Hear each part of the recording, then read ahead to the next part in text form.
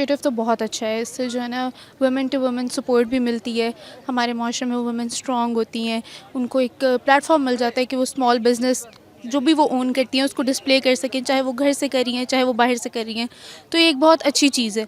इन्होंने बड़ा अच्छा हमें फैसिलिटेट किया है।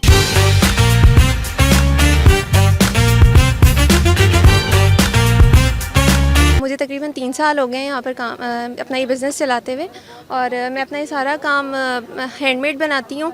और आज यहाँ पर मुझे इन लोगों ने एक अपॉर्चुनिटी दी है कि मैं अपना यहाँ पर स्टॉल एग्जीक्यूट कर सकूँ, और अच्छा लग रहा है, अच्छी ऑडियंस है।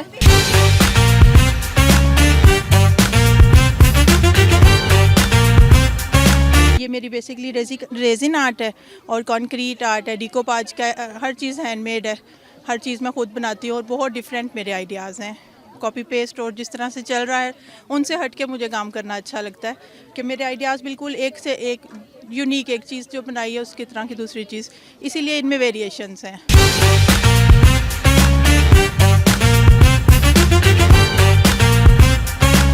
ये मैंने अपने हैंडमेड चिनाइल स्टैम्प्स के साथ अपने बुकेस बनाए हैं। इसके अलावा ये कार्ड्स और की चेन्स वगैरह बनाई हैं।